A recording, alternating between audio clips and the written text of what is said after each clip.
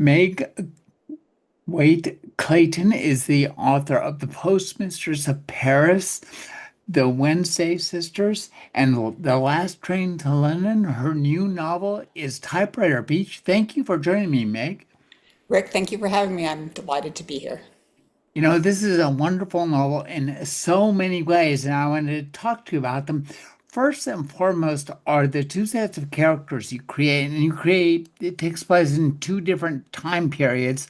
Talk about creating the characters and the time periods. Which characters and time period came first? Yeah. Well, so as you say, the story is set in 1957 and 2018, Carmel by the Sea and Hollywood, and it tells the story of an unlikely friendship between an Oscar-nominated screenwriter and a young actress hoping to be Alfred Hitchcock's new star. And then the parallel story in 2018 is Leo, the screenwriter's granddaughter, comes to clean out his cottage after he's passed away in 2018. So those are the two parallel stories. The story for me started with the 1957 story. When I set off to write it, I was going to write a story about the blacklist. That's what pulled me into the story, about a blacklisted screenwriter. I will tell you that when I sat down to write it, I'd been working on another novel that my editor had already offered me a bunch of money to write. I had said I would write it, but I had declined the money at the time for a variety of reasons. Most importantly, because I don't do my best writing when I write under contract. I do my best writing when I just, rip open my heart and see what's in there. So I was working on that novel, and two things happened. One, my dad passed away, and two, the pandemic. Not in that order. First, the pandemic, and then my dad passing away. And I found myself for the first time not able to write. And I had put together a little Zoom writing group with some friends, just three friends who wouldn't have called themselves writers, and this was my effort to get them to call themselves writers because they all write beautifully. And I told them one Friday morning that I was going to set aside that novel and try to write this blacklist novel. So I'm setting out to write a blacklist novel. We turn off our Zoom cameras and our Zoom microphones and we set off to write. And what comes to my page is a blacklisted screenwriter whose name is Leo, which happens to be my dad's middle name, and his granddaughter Gemma, which happens to be very close to my name backwards. And what poured out of me then was the grief at losing my dad, in the form of this relationship with Leo, who loves Gemma the way my dad always loved me, and allows Gemma to believe in herself the way that my dad always allowed me to believe in myself. And so it started, even though it was going to be a 1957 story, it started with the 2018 story. I thought that would just be my way into the story, and I would eventually throw that writing in the garbage can. But then what happened was I discovered as I started writing the 1957 story that Gemma and Leo are both people who keep secrets, and they would not tell them, and nor would they tell each other secrets. And so I needed somebody to uncover their secrets, and so Gemma ended up staying in the story and being the parallel 2018 story. That also allowed me to explore Hollywood then and now, especially as it relates to women, which was very interesting for me as well. Had they told you their secrets? I had to pry them out of them. Well, that's one of the things I think that's really interesting about this book is um, I read a lot of horror novels, and various things along those lines. And in those novels, the idea of plot is always somebody going somewhere and doing something, and it usually involves a gun, a knife, or a chase somewhere, detectives, cops, the government, whatever. And so plot to me is kind of like when you say plot, I think falling over a waterfall. Not, but this book has a page-turning, intense plot, which revolves around people talking to one another and getting to know one another and making decisions about the character of the person they're with. And I thought that was really beautifully handled, really compelling, and it stood out to me as a means of plotting. I thought, wow, what a great writer. Thank you for doing that. So talk about plotting with character and character revelation. Oh, that's a good question. First of all, thank you. No writer minds having their work praised, do they?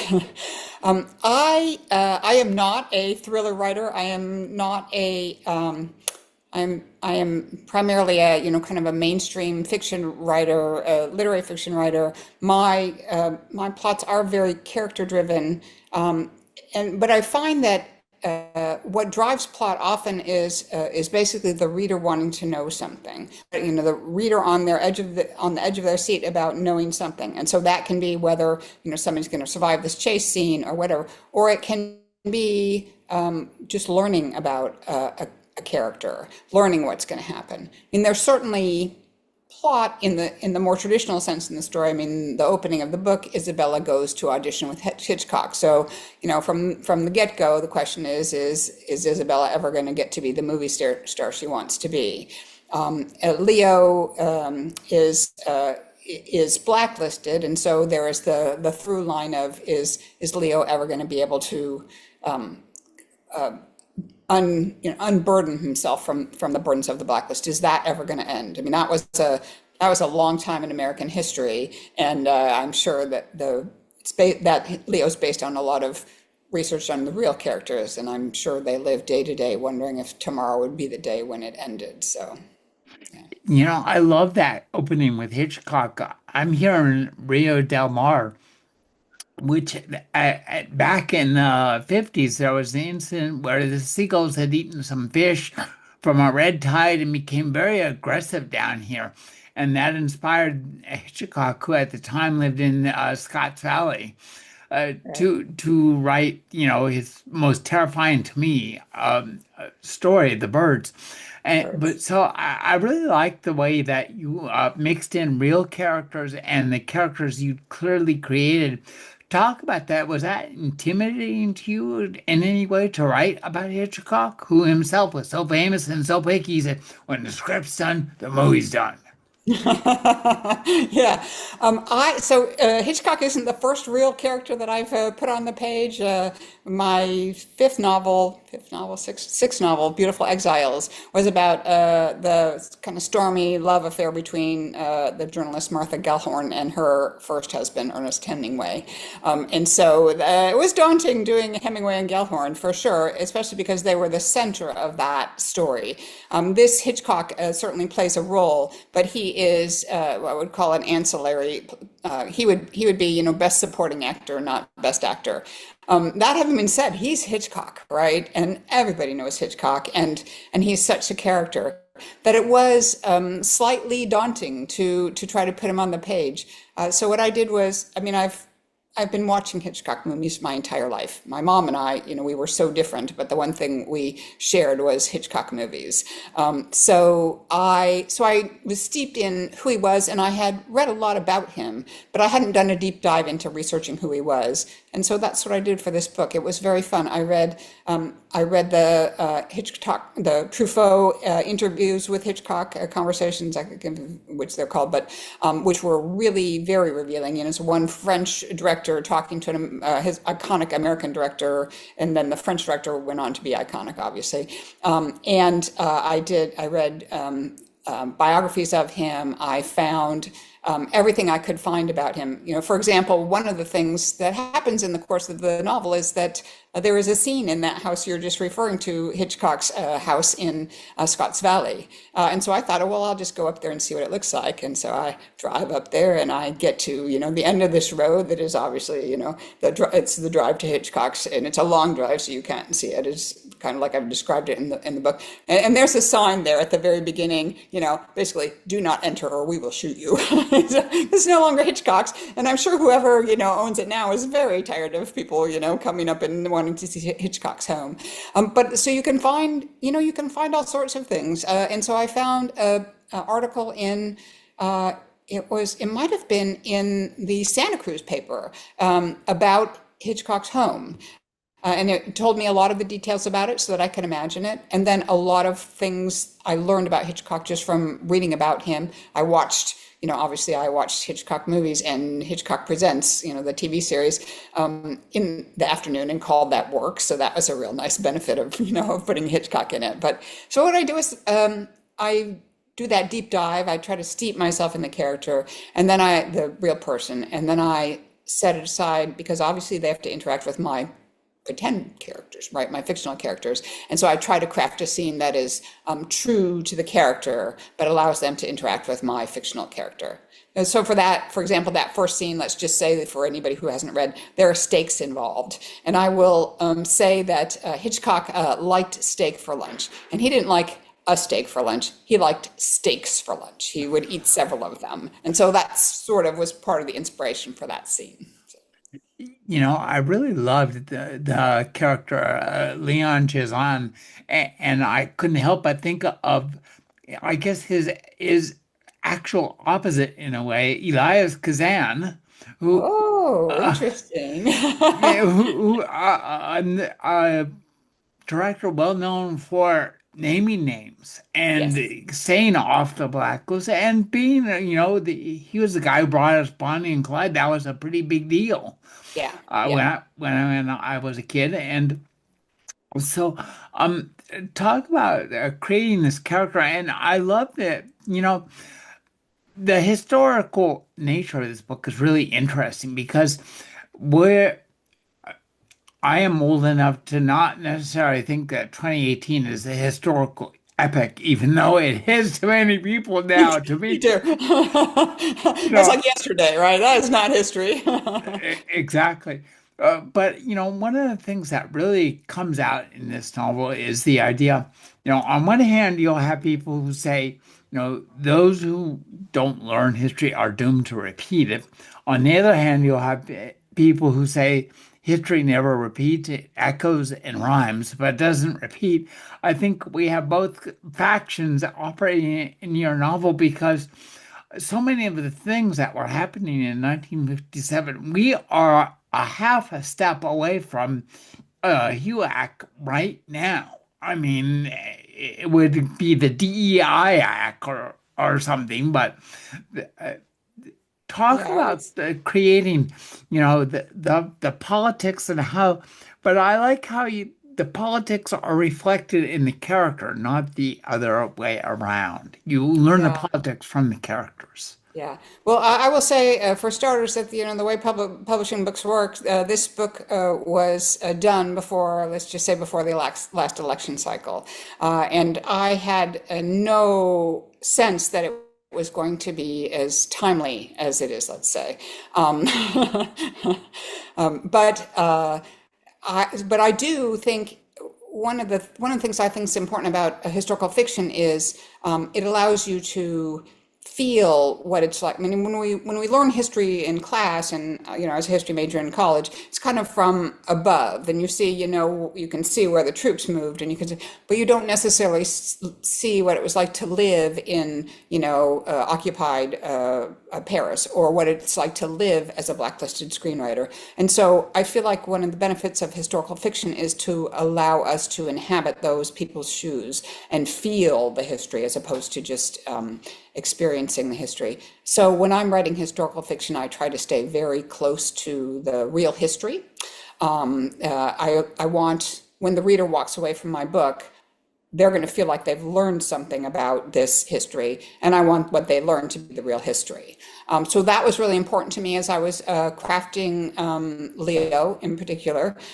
And so what I did to create him is I again read everything I could to find out about the blacklisted, who the blacklisted writers were. I watched movies like Roman Holiday with Audrey Hepburn and Cary Grant, which was one of the blacklist, a movie that was written by a black, Dalton Trumbo, one of the most famous blacklisted screenwriters. And and then there's a great collection. I'm going to draw a blank on what it's called, but there's a great collection of interviews with people who were blacklisted.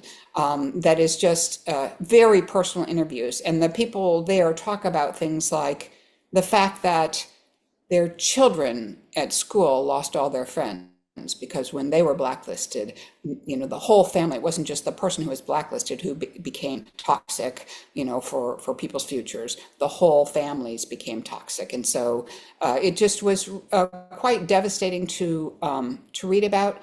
And I think it's important to understand that. I think if you raise people's sympathy and empathy for people going through things like that, maybe they bring that into today and think twice about whatever is happening today. That certainly was meant to be a cautionary tale. It wasn't meant to be quite as relevantly immediately cautionary, or perhaps too late cautionary as it turned out to be. But yeah.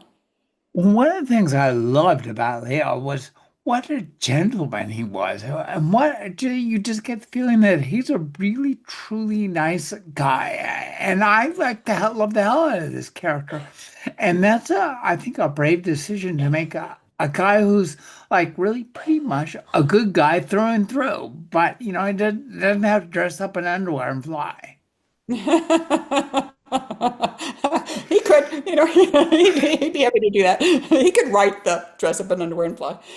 Yeah, so part of what I'm working with there is the idea that, I mean, the way people were blacklisted was, they were painted as really bad guys. They were painted as communists, and all communists were Stalinists, and all of them wanted to take down America, and therefore they had to be eradicated. In fairness, in the 1950s, the Russians had just gotten the bomb, and China was going communist, and there was a great fear, and at some point in time, Sputnik was going overhead, right? And so there was a great amount of fear in American society. But what happened with the blacklist and with HUAC is, and especially with McCarthy, is people with political ambitions preyed on those fears for their own political gain. And I felt that it was important to have Leo be somebody who was very lovable, because the knee-jerk reaction would be for people, you say communist, and I think sometimes the knee-jerk reaction is to not like that person. He's not technically a communist, but nor were a lot of the people who were blacklisted. It was enough that you were progressive, which many of us could be, guilty of these days. And so I did that. But I will tell you, the other part of that is that Leo is, at his heart, he's my dad. He's just, my dad was this incredibly warm, generous, kind person. He wasn't perfect. Leo's not exactly perfect, but he loves in a way that makes us, I think, love him back. I have yet to meet anybody who doesn't love Leo, starting with my editor, who said she's my favorite character, her favorite of all the characters I've ever written. So yeah. Well, congratulations. I love that he was inspired by her father. It really brings a close personal note in this novel, which I think feels very close and personal. And one of the things too I loved was how you are willing to take, the big swing and reach deeply into history, and to, one of the most critical times which we are, other than right now, when Germany was being taken over essentially from within by Hitler, who was using the tools of democracy to dismantle democracy. And that's, that was somewhat unexpected to find that, and really a pleasure to read. And I thought you did a great job of using that to help create. So talk about, I guess, writing a historical novel that operates at different levels of history with equal effectiveness. Oh, well, thank you. The reason Leo's backstory is his backstory is largely because, historically that was very true. Many of the writers in Hollywood were refugees from Hitler's Europe. Writers who fled to the United States, escaped to the United States, and they needed to make money. And Hollywood was a place where they could make money. It was not, it was not the swankiest job at the time. It was a place you could go to make money, but it was kind of considered, a little suspect, and so people came to Hollywood and made money. There's a real character that I use very sparingly in the novel, whose name is Sonia Vertel, and she was exactly that kind of character. And she kind of set up this little pipeline of, she had a home where she would welcome refugees into her home and help people get out to Hollywood and stuff. And so she was very instrumental in that. But so that's, that's the real history. I don't have to make that up. Those are, and then those people, because they had been often in the resistance in France, for example, they had, if they weren't communist, I mean, the resistance, this is one of the things that people don't always know, that the resistance in Paris was largely communist. I mean, there was the communists who opposed Hitler and did all the things that eventually helped us to liberate France. So a lot of them obviously got into trouble and had to escape so that they wouldn't be hung. And so that's very true to the history of the blacklist. They come to Hollywood with these communist roots, and after the war's over, everybody's looking around for a scapegoat for why the Russians got the bomb or whatever, that's they turn to those people. So that was very true to history. Yeah. You know, lest we not don't want to forget Izzy, who is a wonderful character. Also, that's I think one of the things that makes this book work is the way the chemistry between the characters, and also Gamma and Sam in the current day setting. So, talk about Izzy, and I think one of the things that was really nice about this was that we see the kind of reflection of HUAC and what's happening today culturally, and also the same thing with the way women were treated in Hollywood in the 50s, worse than today. A little And today worse. with yeah, with the Me Too, it's a great example of history echoing and but not repeating. And of course, rhyming is the right term. History it has an unfortunate habit of rhyming and not always in the best fashion. Yeah, that's actually a really great quote. I love that. You're going to have to, send me whoever said that. But that is certainly what happens in the story. The story is obviously about the blacklist, but it's also about women in Hollywood and the particular challenges they face. And so, it really literally starts with Isabella, and the first line is her hair. That was the first thing they changed, even before they changed her name. Before her first screen test, before Hedda Hopper wrote that bit in her gossip column about Isabella being 16 and innocent and yet somehow elegant. And it explores things like, the fact that the studio contracts generally had a clause that they could require an actress or an actor, for that matter, but actresses more often were subject to it, to have plastic surgery if they needed it. So even actors like Elizabeth Taylor, after she was famous. I mean, she was a child star and she was very famous at like age 11 or something. And then as she matured, her nose broadened, and they didn't like that. And so they had her have a nose job to narrow her nose. Yeah, after she was already a star. So I don't know, if you're already a star and you need to look different, then I don't know. But and so that is actually definitely a rhyming. There are many ways that women are treated better in Hollywood now. Obviously, there are women directors now. There have always been women writers, but in kind of bigger numbers now. And women are many women are starting to take power in Hollywood, let's just say, which is a great thing.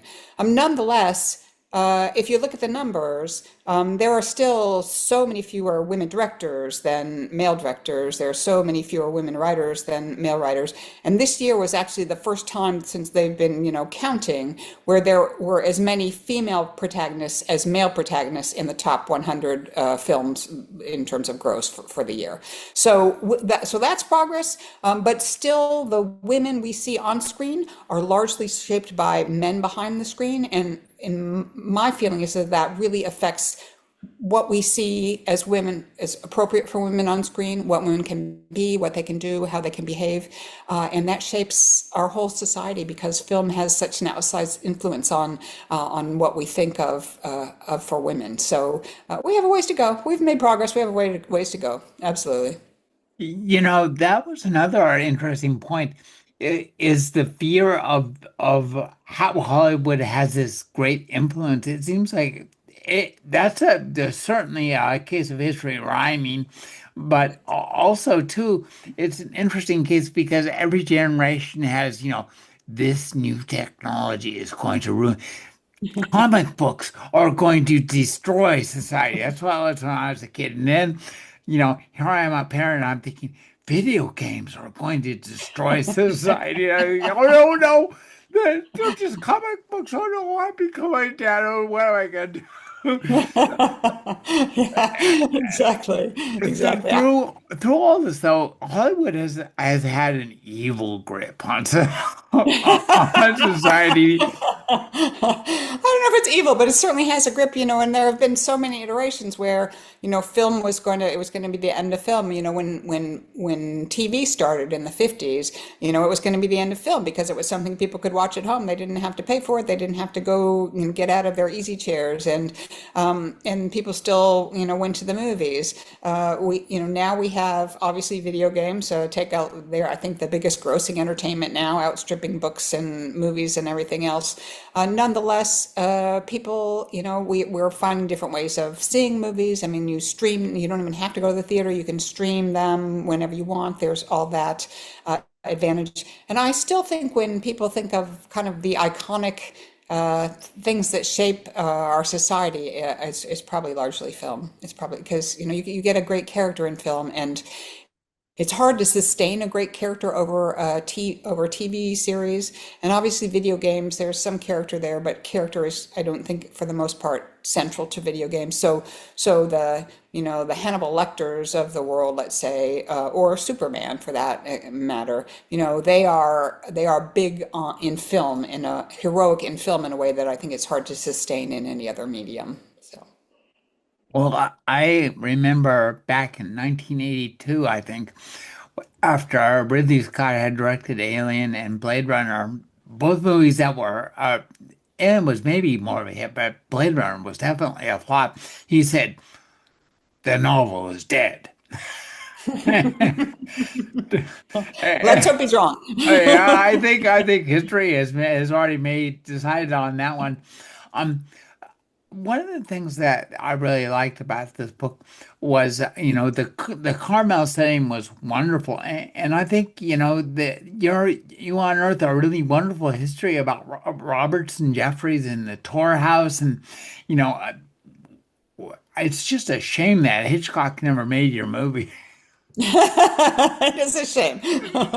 Maybe he'll come back from the grave. Maybe the next Hitchcock, whoever that is, will make the movie. Tor House and Hawk Tower.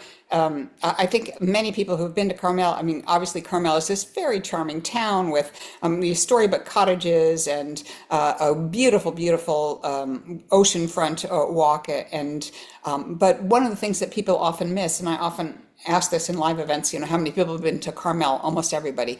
How many people have ever been to Hawk Tower and Tor House in Carmel? And almost nobody. It's a little out of the way. It's out on the point, but it is this very the poet Robinson Jeffers built Tor House with some stonemasons, and he learned how to build with stone from that.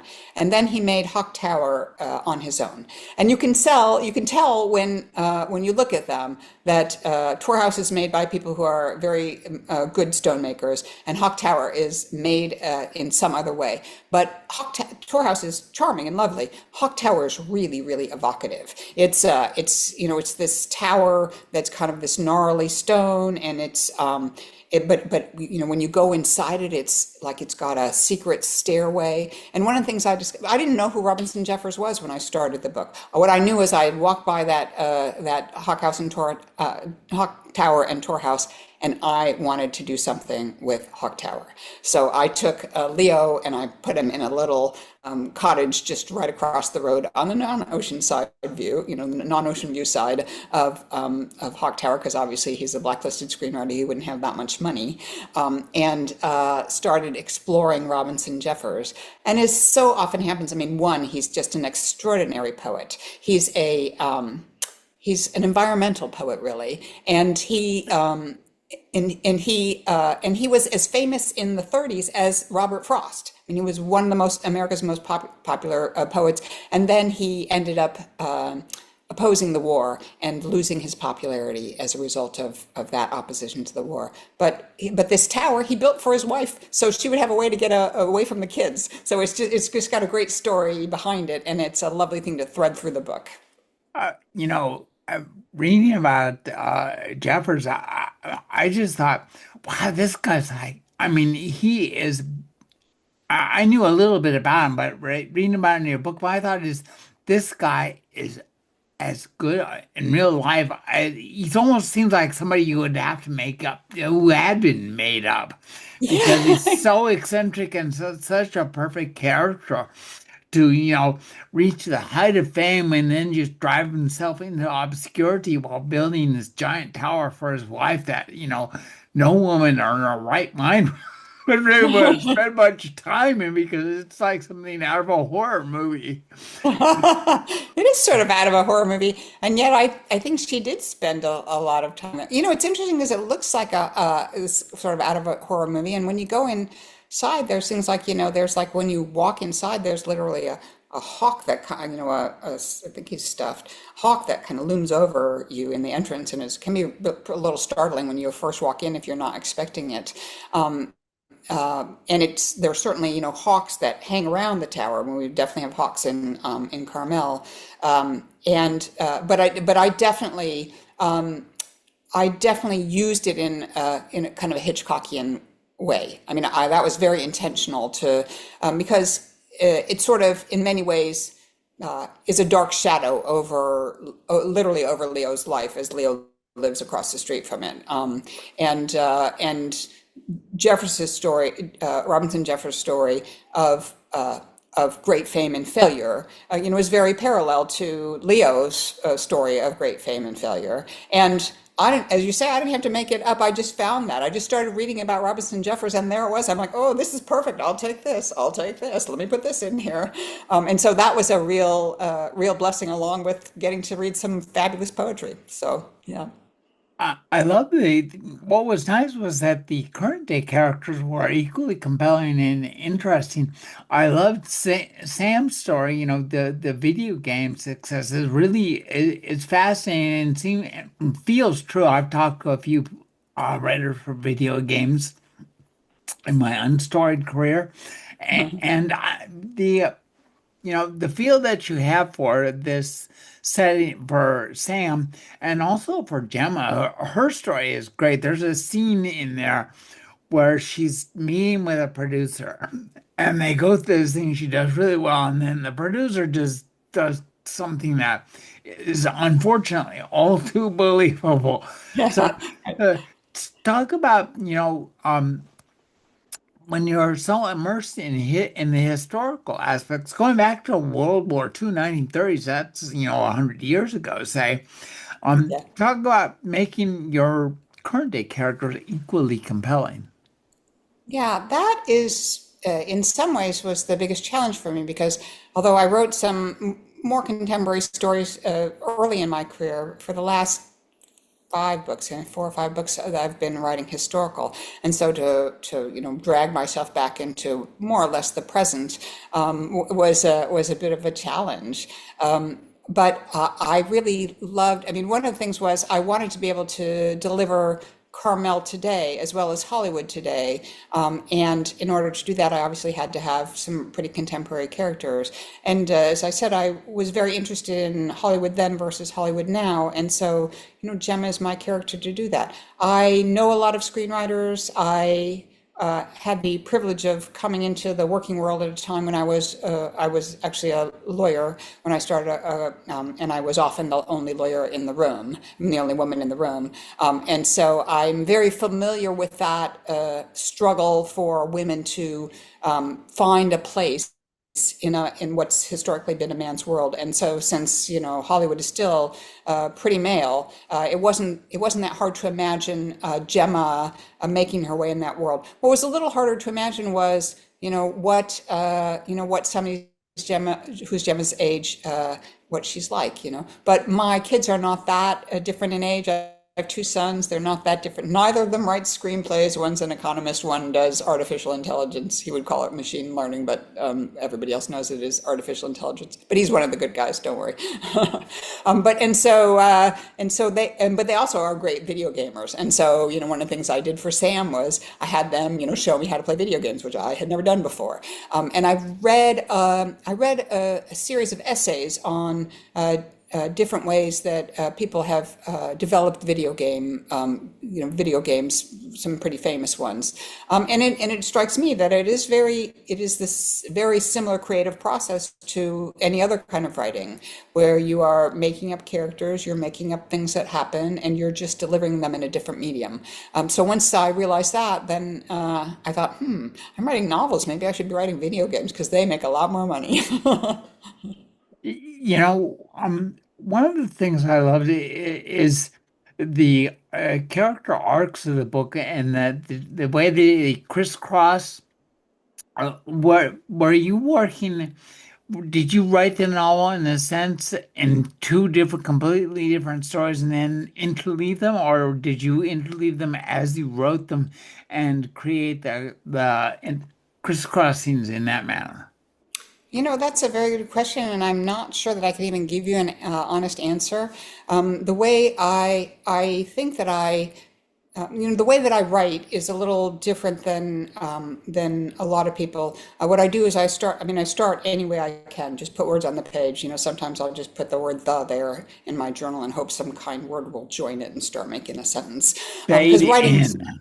yeah, fade in, exactly. It's so right, and so that's one of the beauties of a screenplay is you write two words, fade in, and then you're writing, and that's very that was when I realized that I thought, oh, I'm gonna be a screenwriter, but so what I do is I just start. I just write whatever comes for a few chapters. I see who shows up to this current little party I'm working on. And then when I have enough to have an idea of who the characters are and maybe what the story will be, I set the chapters aside. I take some of those, this will show my age, but those 3x5 note cards that I used to write term papers with, or at least that I was supposed to write term papers with when I was a kid. And I take a stack of them. I just write down ideas for things that might happen in this story. Just write down an idea, throw it on the floor. Write down an idea, throw it on the floor. And what that does for me is it turns off the editor on my shoulder. Because, if I'd had an idea for, Rear Window or Jaws or name your other favorite movie, at some point in time I would have thought that was a terrible idea and I would have thrown it in the garbage can. So, so that what that does is it allows me to get all the ideas down before I start judging them. And then I pick them up and I spread them out on the floor and I move them around and I almost always have, I already have the beginning or something like the beginning because I've already started writing. I have a few chapters. I have, a couple of key scenes, maybe 3, 4, 5 big scenes that could be in the middle. And then I usually have a sense of an ending for the book. And then I put them in some kind of order and I tack them up on a magnetic wall in my office. And then I start writing a screenplay. Because the thing about a screenplay is, one, you got that fade in, right? But I've already got some words on the page, so that's not so important. But also, it allows me to get the action and the dialogue of the scenes without having to do a huge amount of research or get bogged down in the details of for example, on The Last Train to London, there were scenes set in the late 1930s in a train station in Vienna. And to write the whole scene, I would have to do all the research to see what the train station in Vienna was like at the time. But for a screenplay, I can just do, slug line, Vienna train station day, and then just start writing. And so it allows me to get a sense of the structure of the novel before I have the whole novel. I think that when I did that with this story, I focused on the 1957 story. I haven't actually gone back to that screenplay since I started writing the novel, but I expect if I went back and looked at it, what I would have primarily is 1957 scenes. I'm not sure that I'm not really a screenwriter. I'm not sure that I know how to write a dual timeline screenplay yet. So, but then as I was writing, then I wrote the two stories at the same time, and I would put those, I put those cards up on the wall, and I don't always write sequentially. I often do, but sometimes I get stuck, and so I just find a scene that I feel like writing, and I pull that card down off the wall, and I write the scene from it. And then one of the things I do is because there are multiple points of view, when I've written the scene, I replace the white card with a colored card that is the person who carried the scene, the point of view that carried the scene. So I have, when I'm done, I have pretty colors up on my wall as well as the cards. And the other thing it does, that card outline does for me, is it allows me to, I have to, for those cards, I have to describe in just a few words what happens in that scene. And if I can't describe what happens in that scene in just a few words, probably nothing really happens. And maybe whatever I think I'm trying to do in that scene can be tucked into another scene so that I get, more pace in the story, so the story doesn't bog down with slow scenes. So. This is like outlining without outlining. I think of my screenplay as an outline, and then that card, my card on the wall, I actually call it my card outline because it is very much an outline. It goes chapter by chapter, or sometimes scene by scene, but mostly chapter by chapter. Sometimes I'll have a chapter that'll have 3 points of view in it, and you'll see 3 colored cards taped together, so that they all, hang together. So. I may be showing off my age here, but as I read this book, a character who's based on a real character, his name is Mannix, popped up. And I love that character, even though he's a total SOB. And it was so interesting because I read your book and I'm reading it and you describe him. And I thought, I wonder if this has something to do with an old TV series I used to watch called Mannix. Yeah. Because that guy, I was thinking, that is the most humorless detective ever to have multiple seasons or shows. And then I looked up and saw the real character. I thought, boy, she nailed that guy. Yeah, so Eddie Mannix in the story is based on a real character. He was a Hollywood fixer, basically. It was something that really had. And so, if Judy Garland was on a bender, the studio's fixer would go and rescue her and take her to dry out or whatever. Or if, Tab Hunter who was gay at a time when male stars could not be known to be gay and still be stars, he would get Tab from a party and, pay off or get, in one way or another, get everybody to be quiet so that, Tab Hunter's sexuality didn't go public. And so that's who Eddie Mannix is. He's a real, he's based on a real guy. And he was really interesting to learn about. And I'll tell you that there's one scene that's not, it's a scene that happens in actually the 1930s, and Isabella is basically telling us who Eddie Mannix is. And I put that in because that is real. That is something that really happened. And I wanted people to understand that that's, it says a lot about the plight of women in Hollywood and the way somebody like Eddie Mannix would operate. So. I love Isabella is such a great character, and it's so wonderful when she ends up here in the 21st century getting a part as the wise grandmother. Talk about creating, and her character arc contains both ends of the rainbow. Neither of them good, really. When you're young, you're a pawn, and they'll do a nose job on you, and at the drop of a cane. On the other hand, by the time you get to have accumulated wisdom, accumulated beauty within, and knowledge, and just be a thoroughly wonderful person who can act the heck out of everything, the parts that you can have are like microscopically controlled. It's really interesting. And you, in comparison to men who, you would have take your favorite male star, and when he's 60, Sean Connery, for example, he's playing, his love interest is an actress who's 26. So there's, men in Hollywood have long lives and as romantic heroes, and women do not. Women after 40 start having a really hard time getting leading roles in Hollywood. And so Isabella is definitely meant to reflect that she turns it on its head a little bit. You know, she's the only role she gets is a grandmother at the end, but she makes something of that shows her spunk and her sassiness and her willingness to break out of who she has always been expected to be, and be a little bit more who she is as well. So she was a really fun character to write.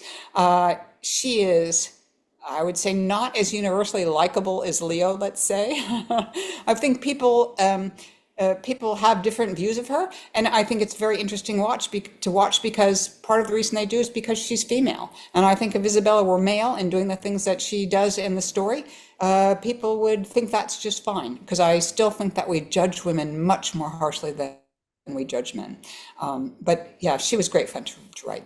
Yeah. You know, that's a really interesting perception. I had never thought about that, but that's true that even on the page, as we imagine them, when we're both the casting director and the director and the cinematographer of the movie we're making in our heads, we're still using the same morality that we inherited from Hollywood. So I guess what that tells us is that Hollywood is as powerful as we feared because it changes the way we see things. Yes. Yeah, I truly think the Hollywood changes affects the way we see things. And so you see, I mean, you know, things like Mary Tyler Moore, you know, she was the first TV show about a professional woman. And so, you know, she very much shaped how we see professional women. As, you know, you have to be spunky and attractive and get along, but still hold your inner core so that you can do something. So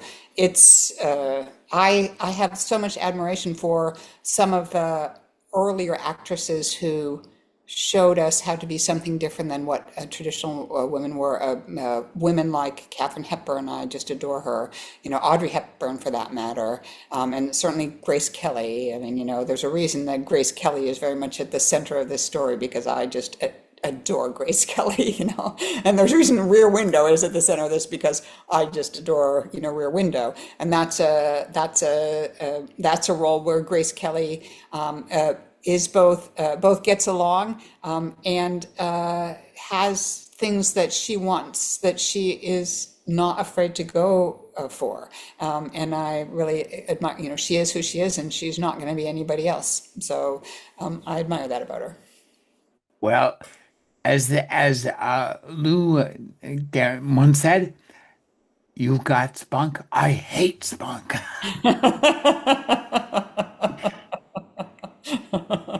That's great. I'm not.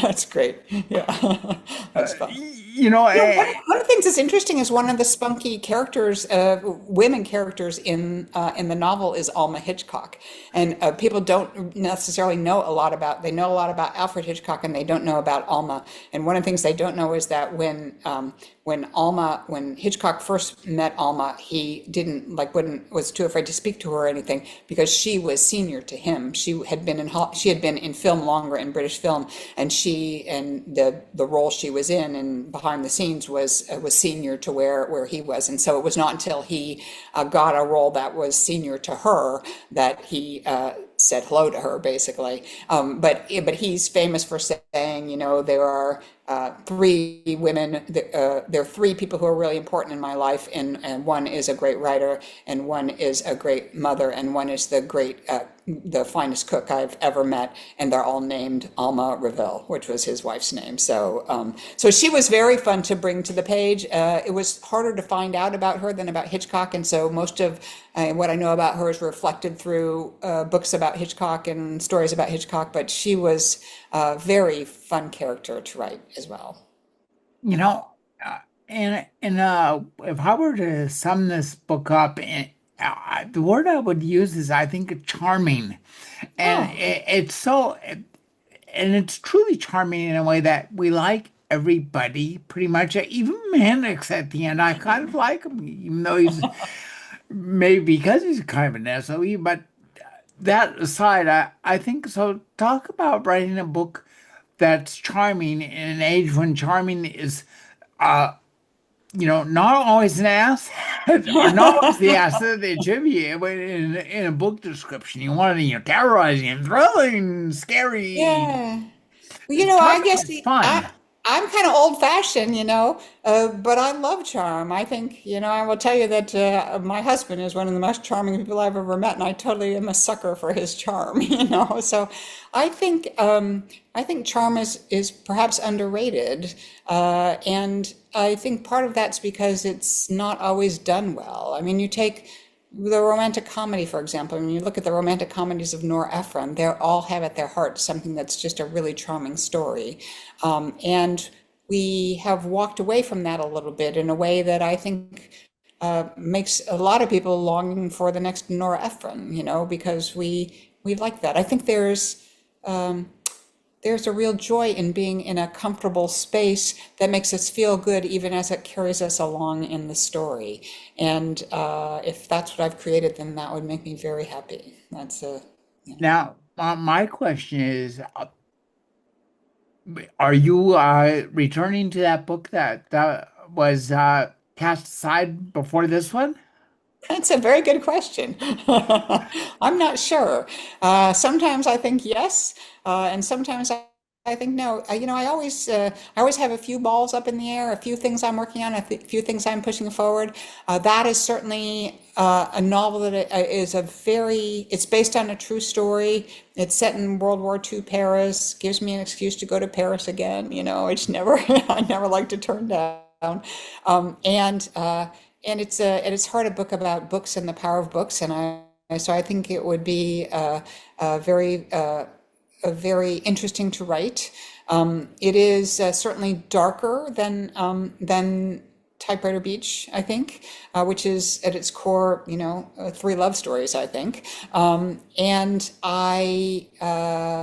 so I might do that next. I have an idea for a novel set in London, and that's a little bit later, and might do that next. We'll see. That the thing is, the one that I set aside to do this one, I could finish writing that in probably 3 months, and probably I should. Well, I've got all the research done. I've got probably 100 pages of it. It shouldn't be that hard to write, and so maybe I'll do that next. I don't know. You have to go where your heart is taking you, and so we'll see where. And my heart is not quite sure yet. It's a little bipolar right now. It's not sure whether it wants to go dark or light. So.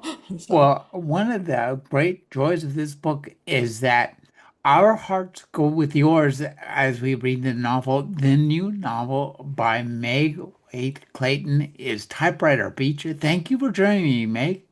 Thank you so much, Rick. This has been absolutely lovely. I agree. Thank you.